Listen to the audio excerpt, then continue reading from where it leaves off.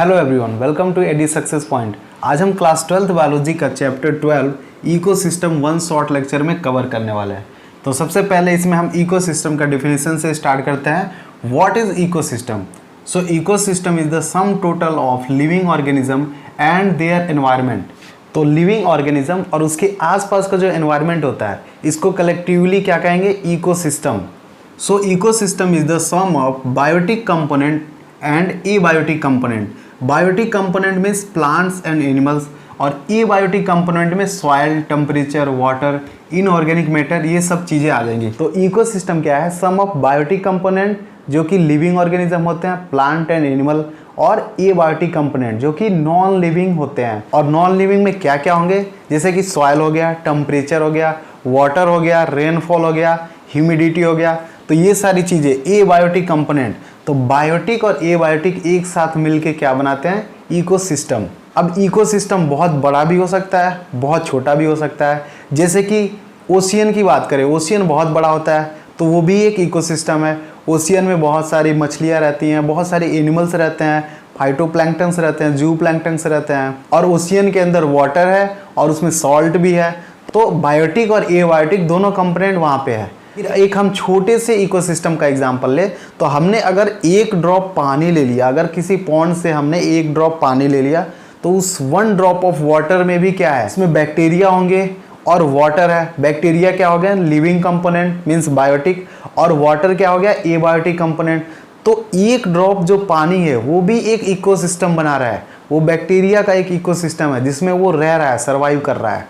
तो इकोसिस्टम दो तरह का होता है, natural ecosystem and artificial ecosystem. अब नेचुरल इकोसिस्टम की बात करें तो इसके फर्दर दो टाइप हैं, एक्वेटिक इकोसिस्टम और terrestrial ecosystem. Aquatic means water यानी पानी में। तो एक्वेटिक में भी दो तरह का इकोसिस्टम है, फ्रेश वाटर इकोसिस्टम और मैराइन वाटर। फ्रेश वाटर का एग्जाम्पल है पॉन्ड, रिवर, तालाब हो गया, नदियाँ हो गई, ये सब फ्रेश वाटर इकोसिस्टम है। और मैराइन वाटर का एग्जाम्पल है ओशियन, जो कि समुद्र होता है। समुद्र में क्या होता है? मैराइन वाटर होता है, सॉल्टी वाटर होता है वहाँ पे। अब टेरेस्ट्रियल इकोसिस्टम की बात करें तो forest, desert and grassland. Forest क्या है? जंगल। वो भी एक जंगल भी एक इकोसिस्टम है जिसमें ढेर सारे पेड़ होते हैं, पशु पक्षी होते हैं, तो वो भी एक इकोसिस्टम बना रहा है। जैसे कि डिजर्ट हो गया, रेगिस्तान। रेगिस्तान में भी क्या होता है? वहाँ पे भी बालू है, सैंड है, और वहाँ पे भी कुछ प्लांट्स होते हैं जो डिजर्ट में होते हैं, और कुछ एनिमल्स भी रहते हैं, ऊंट वगैरह भी डिजर्ट में देखने को मिल जाते हैं। तो एक डिजर्ट भी इकोसिस्टम है, वहाँ पे भी लिविंग ऑर्गेनिज्म है अपने एनवायरनमेंट के साथ। तो डिजर्ट भी एक इकोसिस्टम बना रहा है। थर्ड एग्जाम्पल है ग्रासलैंड। घास जो होती है, छोटी छोटी घास होती है, तो ये क्या हो गया? लिविंग कंपोनेंट, ग्रासेस, और उसमें कीड़े मकोड़े भी रहते हैं, और वहाँ पे मिट्टी भी है, सॉयल है, तो वो क्या हो गया? Abiotic component. तो ग्रासलैंड भी एक तरह का इकोसिस्टम होता है। तो ये थे नेचुरल इकोसिस्टम। अब हम देखते हैं आर्टिफिशियल इकोसिस्टम, जो मैन मेड है, जो ह्यूमन ने बनाया है। तो एग्जाम्पल है गार्डन, बगीचे हो गए, पार्क हो गया, जू हो गया, एक्वेरियम हो गया, जो हम वाटर में, जो हम अपने घरों में पानी के अंदर मछलियों को रखते हैं, फिशेस को रखते हैं, उसको एक्वेरियम कहते हैं। और क्रॉप हो गया, यानी कि खेतों में जो फसलें होती हैं, तो वो भी क्या है? क्रॉप भी एक इकोसिस्टम है। फसलें हैं, वहाँ पे प्लांट्स हैं, और वो सॉइल में होंगे, और वहाँ भी छोटे छोटे कीड़े मकोड़े पाए जाते हैं, और वहाँ रैट भी होते हैं। गेहूँ का प्लांट है, अगर वीट है तो वहाँ पे चूहे भी होते हैं बहुत सारे। तो ये इकोसिस्टम का टाइप है, नेचुरल एंड आर्टिफिशियल। अब हम देख लेते हैं कि इकोसिस्टम के कंपोनेंट्स क्या क्या हैं। तो दो कंपोनेंट होते हैं, abiotic component and biotic component. Biotic component का मतलब हो गया कि लिविंग कंपोनेंट।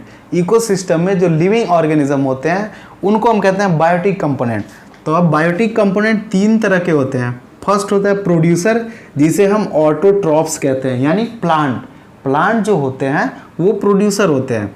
उसके बाद आते हैं कंज्यूमर, और कंज्यूमर को कहते हैं हम हेटेरोट्रॉप्स, और ये ऑटोट्रॉप पे डिपेंड होते हैं। मीन्स कंज्यूमर प्रोड्यूसर को खाएंगे, यानी प्लांट्स को खाएंगे। उसके बाद आते हैं डीकम्पोजर, और डीकम्पोजर में बैक्टीरिया और फंजाई आते हैं जो कि सेफ्रोफिटिक होते हैं, और डीकम्पोजर कंज्यूमर को खाते हैं। तो प्रोड्यूसर ऑटोट्रॉप्स, कंज्यूमर हेटेरोट्रॉप्स, और डीकम्पोजर सेप्रोफाइट्स। ये है बायोटिक कंपोनेंट इकोसिस्टम का। प्रोड्यूसर को कंज्यूमर खाएगा और कंज्यूमर को डीकम्पोजर खाएगा। अब एबायोटिक कंपोनेंट की बात कर लेते हैं, तो इसमें तीन चीज़ें होती हैं, इनऑर्गेनिक, ऑर्गेनिक और क्लाइमेटिक। तो इनऑर्गेनिक कंपोनेंट में इनऑर्गेनिक सब्सटेंसेस आ जाएंगे, जैसे कि nitrogen, phosphorus, sulphur, calcium, iron, ये सब चीज़ें। ऑर्गेनिक कंपोनेंट में आएंगे लिटर, डफ एंड ह्यूमस। लिटर क्या है? फ्रेशली फॉलन लीव्स, जैसे पेड़ की पत्तियां होती हैं वो अभी अभी जस्ट टूट के नीचे गिरी हो तो उनको कहेंगे लिटर। और डफ क्या है? जो पार्शियली डिकम्पोज्ड मटेरियल होता है, जैसे वही लीफ अगर नीचे गिर गया तो अब उसका डिकम्पोजिशन होगा, वो लीफ सब डिकम्पोज होगा। तो जो पार्शियली डिकम्पोजिशन होता है, अभी स्टार्टिंग में जो थोड़ा सा भी डिकम्पोज हुआ है उसको बोलते हैं डफ, और जब वो पूरी तरह से कंप्लीटली डिकम्पोज हो जाएगा तो उसको बोलेंगे ह्यूमस।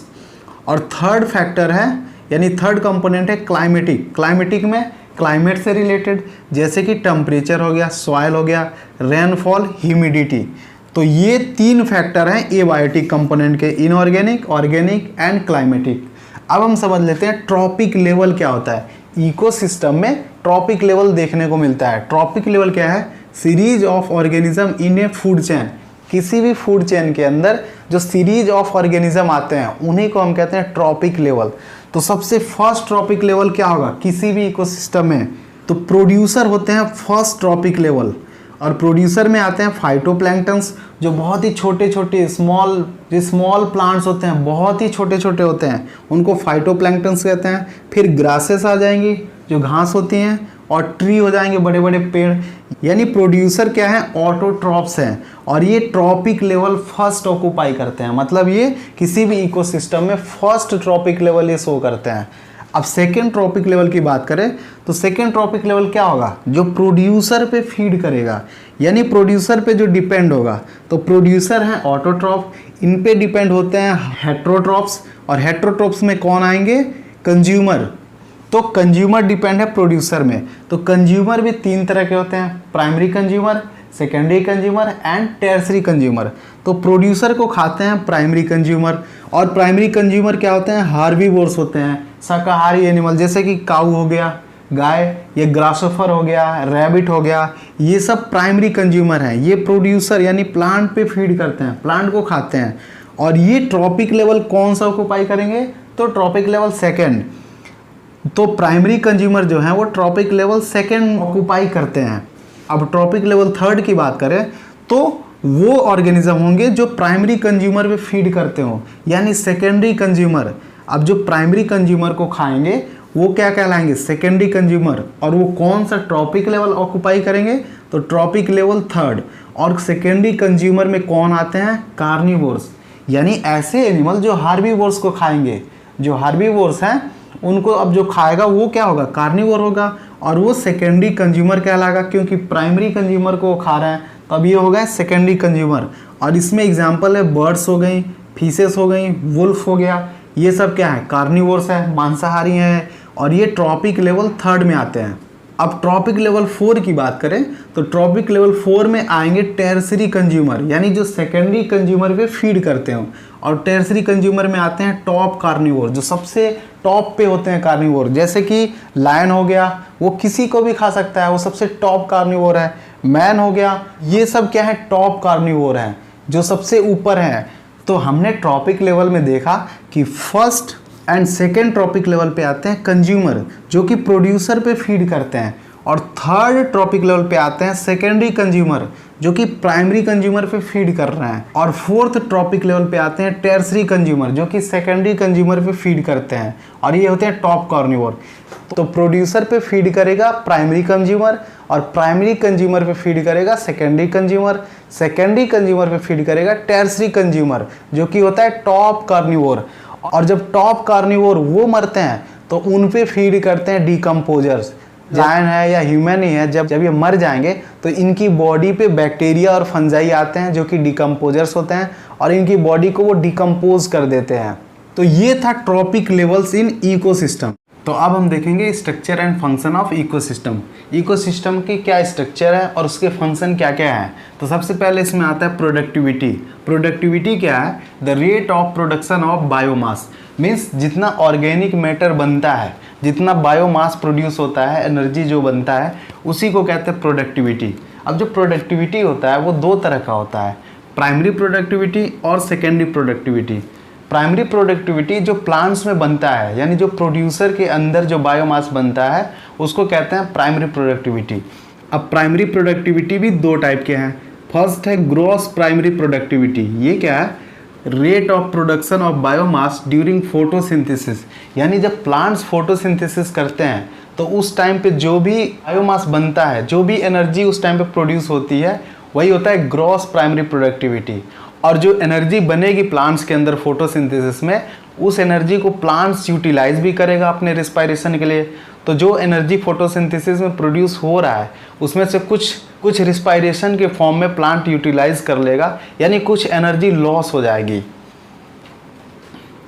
तो सेकेंड है नेट प्राइमरी प्रोडक्टिविटी। ये क्या है कि जो ग्रॉस प्राइमरी प्रोडक्टिविटी में जो एनर्जी बन रही थी, यानी फोटोसिंथेसिस में जितना बायोमास बन रहा था प्लांट में, जो भी एनर्जी प्रोड्यूस हो रही थी, उसमें से कुछ एनर्जी जो प्लांट यूटिलाइज कर रहे हैं रिस्पायरेशन के लिए, तो ग्रॉस प्राइमरी प्रोडक्टिविटी में से रिस्पायरेशन लॉस को अगर माइनस कर दे तो जो बचेगा एनर्जी वो है नेट प्राइमरी प्रोडक्टिविटी। यानी प्लांट ने फोटोसिंथेसिस किया, उसने जो भी एनर्जी प्रोड्यूस किया उसमें से उसने जो रिस्पायरेशन के लिए एनर्जी जो यूटिलाइज कर लिया, उस एनर्जी को अगर माइनस कर देंगे तो जो बचेगा वो है नेट प्राइमरी प्रोडक्टिविटी। अब है सेकेंडरी प्रोडक्टिविटी। ये क्या होता है कि अब प्रोड्यूसर के अंदर एनर्जी बन गया, बायोमास बन गया, अब प्रोड्यूसर पे फीड करते हैं कंज्यूमर, यानी प्लांट्स को हार्बीवोर्स खाते हैं। तो जो हार्बीवोर्स के लिए जो एनर्जी बचा, यानी जो प्रोड्यूसर से अब हार्बीवोर्स के अंदर एनर्जी जाएगा, वो क्या होगा? सेकेंडरी प्रोडक्टिविटी, यानी new organic matter formed by consumer. अब प्रोड्यूसर को खा के जो कंज्यूमर जो एनर्जी अपने अंदर प्रोड्यूस करेंगे, जो उनके अंदर अब ऑर्गेनिक मैटर बनेगा, वो होता है सेकेंडरी प्रोडक्टिविटी। तो हर एक इकोसिस्टम का अपना एक प्रोडक्टिविटी होता है, और पूरे बायोस्फीयर की प्रोडक्टिविटी की बात करें तो वो है 170 billion tons of organic matter by dry weight. ये है पूरे बायोस्फीयर का प्रोडक्टिविटी 170 बिलियन। अब सेकंड आता है इकोसिस्टम के स्ट्रक्चर एंड फंक्शन में डीकम्पोजिशन। डीकम्पोजिशन क्या है? Break down of complex organic matter into simpler inorganic substances like carbon dioxide, water and nutrients. इसमें क्या होगा? डीकम्पोजिशन में क्या होता है कि इसमें ब्रेक डाउन होता है, जो कॉम्प्लेक्स मटेरियल होते हैं उनको सिंपल इनऑर्गेनिक मटेरियल में ब्रेक कर दिया जाता है। किसके द्वारा? वो होते हैं डीकम्पोजर्स, यानी बैक्टीरिया एंड फंजाई। ये जो दो हैं, ये दोनों डीकम्पोजर हैं, और ये क्या करते हैं? कॉम्प्लेक्स ऑर्गेनिक मैटर को इनऑर्गेनिक सब्सटेंस में तोड़ देते हैं। और कौन सा सब्सटेंस बनेगा? फिर कार्बन डाइऑक्साइड बनेगा, वाटर और कुछ न्यूट्रिएंट्स बनेंगे। तो बैक्टीरिया एंड फंजाई ये डीकम्पोजर है, और यही कॉम्प्लेक्स ऑर्गेनिक मैटर को ब्रेक करते हैं सिंपल फॉर्म में। तो डीकम्पोजिशन में एक वर्ड आता है डिट्राइटस। डिट्राइटस क्या है? जो भी प्लांट्स या एनिमल्स जब ये मर जाते हैं तो जो इनका डेड रिमेन्स बचता है उसी को कहते हैं डिट्राइटस। अगर प्लांट की बात करें कि अगर प्लांट डेड हो जाए तो क्या क्या पार्ट होगा, तो लीव्स होगा, पत्तियां होंगी, पेड़ का छाल जो होता है, बार्क और फ्लावर्स, ये सब चीज़ें प्लांट के डेड रिमेनिंग पार्ट्स हैं। तो अब डिकम्पोजिशन में टोटल 5 स्टेप्स होते हैं। फर्स्ट होता है फ्रेगमेंटेशन। फ्रेगमेंटेशन क्या है कि जो डिट्राइटस होगा सबसे पहले वो ब्रेक डाउन होगा, वो कॉम्प्लेक्स से सिंपल में टूटेगा, इसी को कहते हैं फ्रेगमेंटेशन। और फ्रेगमेंटेशन करते हैं डेट्रीवोर्स। डेट्रीवोर्स का एग्जाम्पल है अर्थवर्म। अर्थवर्म जो होता है वो क्या करता है कि फ्रेगमेंट्स में तोड़ देता है, कॉम्प्लेक्स ऑर्गेनिक मैटर को छोटे छोटे सिंपल फॉर्म में तोड़ देता है। तो ये फर्स्ट स्टेप है डिकम्पोजिशन का, जिसको कहते हैं फ्रेगमेंटेशन। अब सेकेंड स्टेप होता है डिकम्पोजिशन में लीचिंग।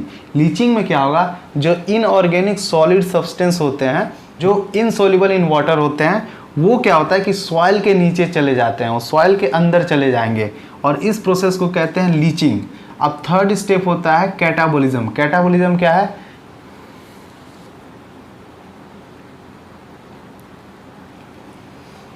कैटाबोलिज्म क्या है? अब यहां पर आएंगे डिकम्पोजर यानी बैक्टीरिया एंड फंजाई।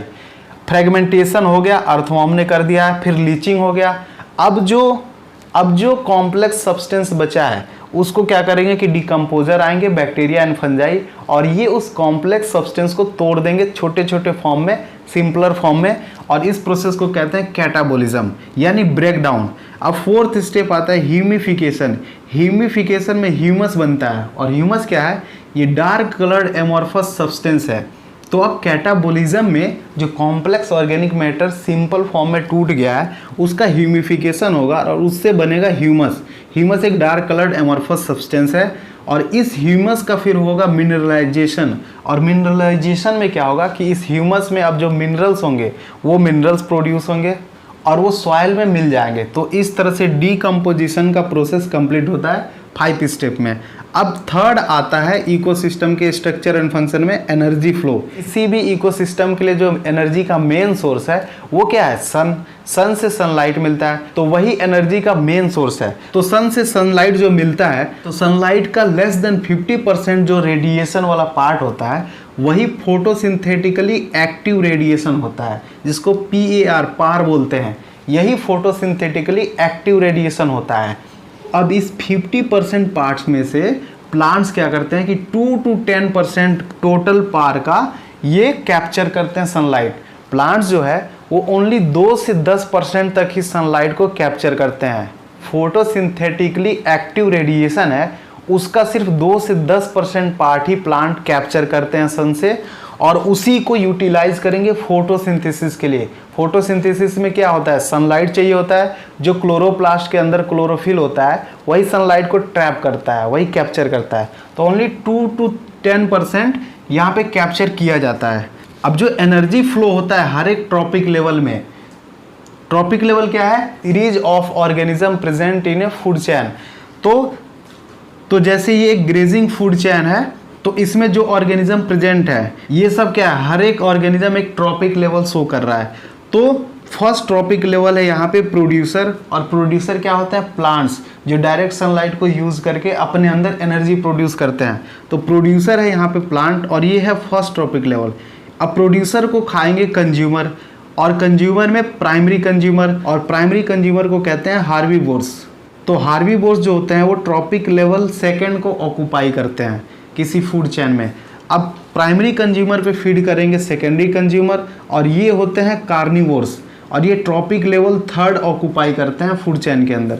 अब सेकेंडरी कंज्यूमर पे फीड करेंगे टर्शियरी कंज्यूमर। ये टर्शियरी कंज्यूमर जो होते हैं इनको कहते हैं टॉप कार्निवोर्स, और इसमें लायन आता है, ह्यूमन आता है, ईगल आता है। ये सब क्या करते हैं कि ये जो कार्निवोर्स हैं सेकेंडरी कंज्यूमर, इनको ये खाते हैं। तो ये ट्रॉपिक लेवल फोर्थ ऑक्यूपाई कर लिए। और लास्ट ट्रॉपिक लेवल जो यहाँ देखने को मिल रहा है 5th नंबर पे जो है वो क्या है? डिकम्पोजर। अब ये जो लायन है, यहाँ पे ह्यूमन है या ईगल है, जो टॉप कार्निवोर है, इनकी भी डेथ होगी, ये भी मरेंगे। तो ये जब मरेंगे तो इनकी बॉडी का डिकम्पोजिशन होगा। तो डिकम्पोजिशन कौन करेंगे? डिकम्पोजर। और डिकम्पोजर होते हैं बैक्टीरिया एंड फंजाई, और ये 5th ट्रॉपिक लेवल यहाँ पे ऑक्यूपाई कर रहे हैं। तो अब जो यहाँ प्रोड्यूसर से लेके और डिकम्पोजर तक एनर्जी का फ्लो हो रहा है वो 10% लॉ के अकॉर्डिंग होता है।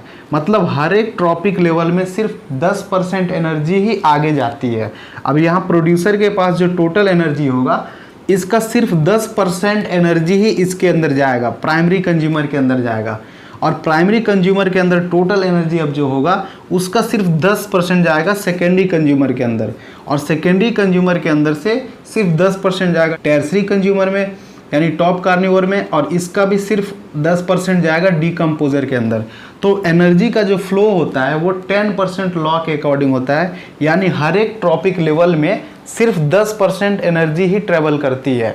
और जो एनर्जी यहाँ पे हर एक ट्रॉपिक लेवल में जा रही है वो क्या है कि सबसे लो ट्रॉपिक लेवल जो होता है स्टार्टिंग का, यानी प्रोड्यूसर ट्रॉपिक लेवल फर्स्ट से शुरू होगा, और हर एक ट्रॉपिक लेवल में ओनली 10% एनर्जी ही जाएगा। तो ये होता है 10% लॉ ऑफ एनर्जी, और ये थर्मोडाइनमिक्स के लॉ को फॉलो करता है, यानी energy can neither be created nor be destroy. अब हम पढ़ेंगे इकोलॉजिकल पिरामिड। इकोलॉजिकल पिरामिड क्या होता है? ये एक ग्राफिकल रिप्रेजेंटेशन है जो किसी भी इकोसिस्टम के अंदर जो ऑर्गेनिजम्स होते हैं और जो डिफरेंट ट्रॉपिक लेवल होता है, अलग अलग ट्रॉपिक लेवल के बीच में जो ऑर्गेनिजम्स होते हैं उनके बीच का रिलेशनशिप बताता है इकोलॉजिकल पिरामिड। तो ये जो पिरामिड होते हैं ये 3 तरह के होते हैं: pyramid of number, pyramid of energy and pyramid of biomass. अब जो पिरामिड ये बनते हैं ये अपराइट भी हो सकते हैं और इन्वर्टेड भी हो सकते हैं, मतलब सीधा भी होंगे और उल्टा भी हो सकते हैं। तो मोस्टली जो होते हैं वो अपराइट ही होते हैं। इन्वर्टेड क्या होगा उसका हम एग्जांपल देखेंगे।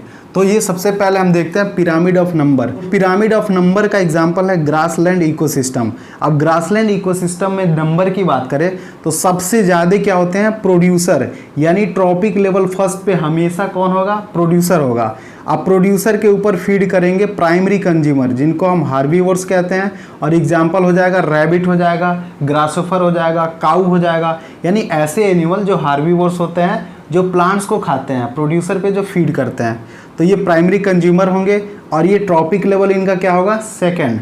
अब इन पे जो फीड करेंगे वो होंगे सेकेंडरी कंज्यूमर, यानी प्राइमरी कंज्यूमर पे सेकेंडरी कंज्यूमर फीड करेंगे और इनको कहते हैं कार्निवोर्स, यानी हार्बीवोर्स पे कार्निवोर्स फीड करेंगे। अब कार्निवोर्स में वुल्फ हो सकता है या कोई भी ऐसा एनिमल जो हार्बीवोर्स को खाता हो, जो मांसाहारी हो, कार्निवोर्स नेचर का हो, तो वुल्फ हो जाएगा इसमें। इनका ट्रॉपिक लेवल जो होगा वो होगा ट्रॉपिक लेवल थर्ड।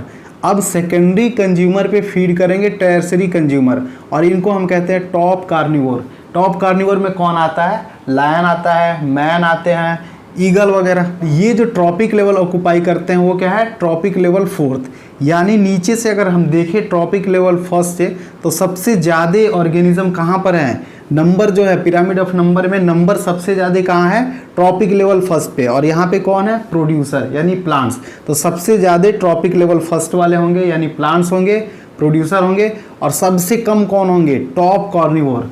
किसी ग्रासलैंड इकोसिस्टम की बात करें तो वहाँ पे सबसे ज़्यादा प्लांट्स होंगे और सबसे कम होंगे टॉप कार्निवोर। तो ये था पिरामिड ऑफ नंबर। अब हम देख लेते हैं पिरामिड ऑफ एनर्जी।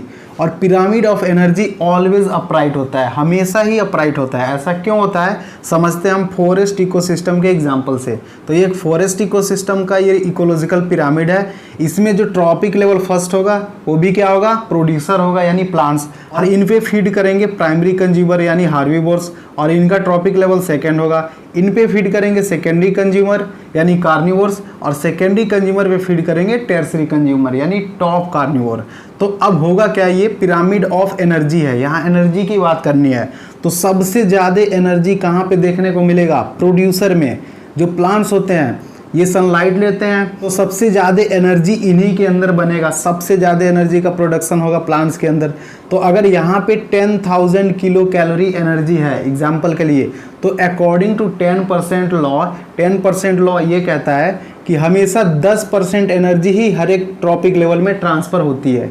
यानी ट्रॉपिक लेवल फर्स्ट में अगर 10,000 किलो कैलोरी है यहाँ पे एनर्जी, तो अब इसका 10% ही ट्रॉपिक लेवल सेकेंड में जाएगा, बाकी का 90% यहाँ पे हीट के फॉर्म में लॉस हो जाएगा।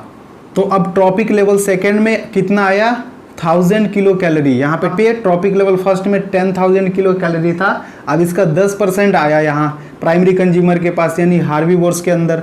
ये है ट्रॉपिक लेवल सेकेंड में, तो इनके पास कितना एनर्जी आया, 1000 किलो कैलोरी।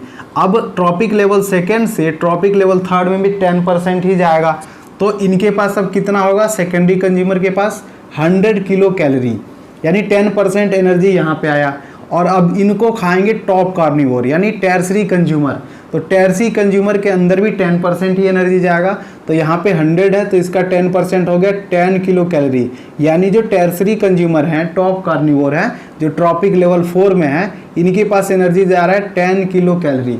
तो पिरामिड ऑफ एनर्जी में जो सबसे पहले जो प्रोड्यूसर थे यानी ट्रॉपिक लेवल फर्स्ट में सबसे ज़्यादा एनर्जी थी, प्लांट्स के पास सबसे ज़्यादा एनर्जी थी, और ये 10% सब में जा रहा है ट्रॉपिक लेवल में। तो सबसे कम एनर्जी किसके पास गया लास्ट में, ट्रॉपिक लेवल 4 पे जो है यानी टॉप कार्निवोर टर्शियरी कंज्यूमर। तो ये है पिरामिड ऑफ एनर्जी, और ये ऑलवेज अपराइट होता है। क्यों, क्योंकि एनर्जी जो है वो 10% ही हमेशा हर एक ट्रॉपिक लेवल में पास होती है। इसी वजह से ये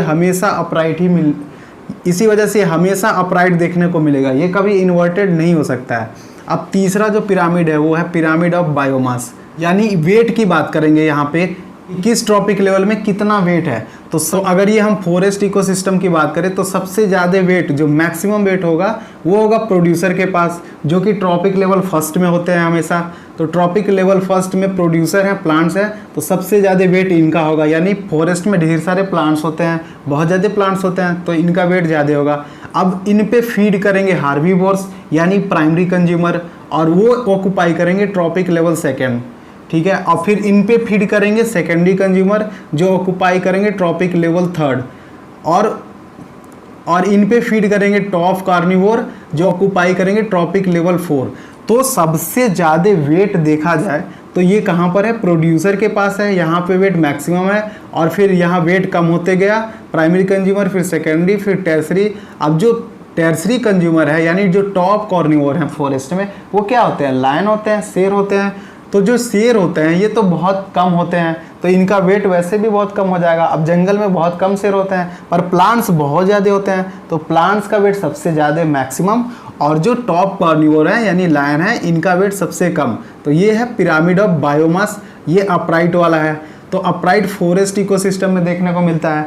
अब pyramid of biomass inverted type का भी होता है। एग्जाम्पल है एक्वेटिक इकोसिस्टम।